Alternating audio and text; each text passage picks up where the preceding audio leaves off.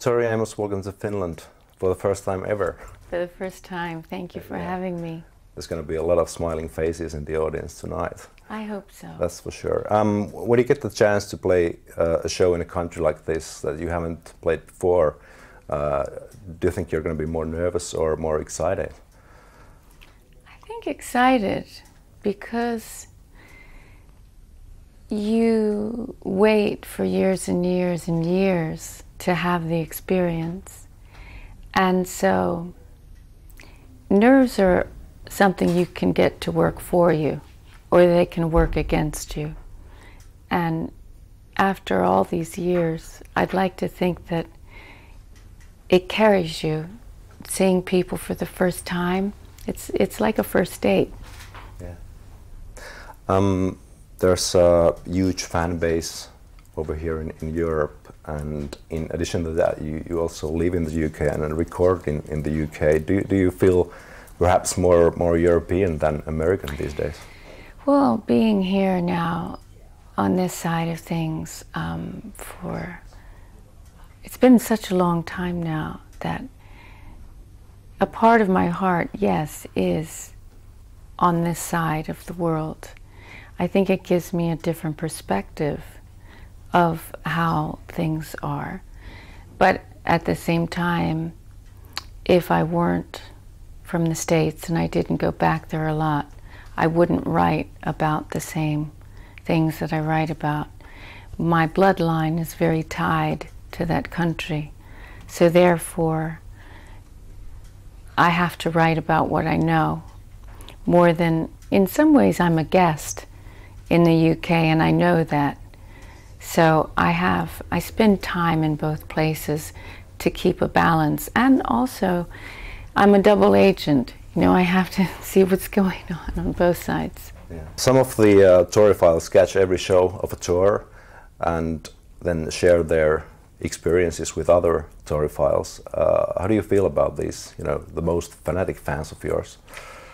Well, sometimes I try and stay out of what that is. I don't go on the internet, and I don't think it's my business what people think of the shows. You have to allow people to have the experience and then be liberal about it.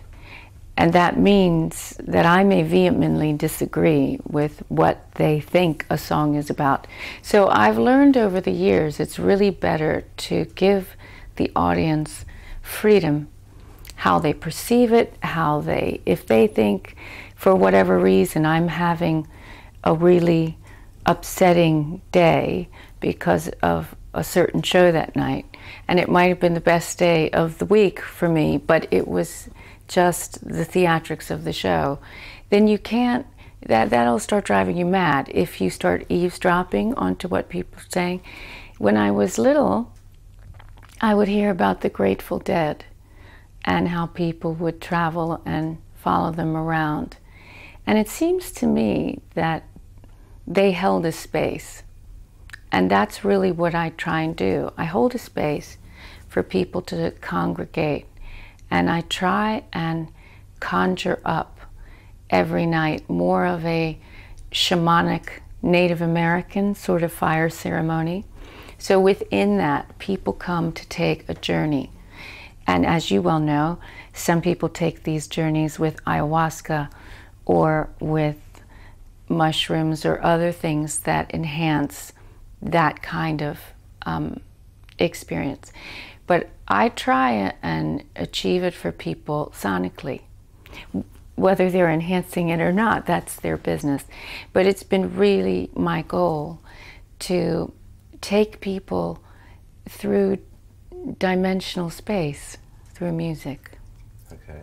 Right now these story files are probably asking, is it going to be Clyde or is it going to be Pip tonight? I mean, which girls from the posse will open the show? So do you have a sort of a system, or do you make the decision, depending on how you feel that particular night? Well, Clyde was going to open in Oslo last night, And yet it was just for me, as I was studying the land on my way from Copenhagen on up through the night, Santa was just there. And she was carrying Freya, that energy. And when I walked off the bus, I looked up and there was a sign and it said Freya. And I knew that Santa had to come. And Clyde was fine about it. She's very supportive. And so you have to be very much more of a creator that is working with, I don't know, it's jazz really. You have to improvise, you have to change in a second, otherwise you're not being present with the forces. And I don't think you can really take an audience on a magic carpet ride unless you play it a little dangerous. So I have my ideas about who's coming tonight, but there's always room for the last minute. However, since I got up this morning, I don't know, I barely went to bed. I know who whispered to me, and so I'm very excited about that choice. I think it's right for Finland. I think she's right. She's right for you guys. Okay, we are really looking forward to seeing who's gonna be. One of the bands performing at Provinssirock this year is Velvet Revolver. I'm not sure that everyone knows that you used to play in the same band with Matt Sorum. Could you tell me about that?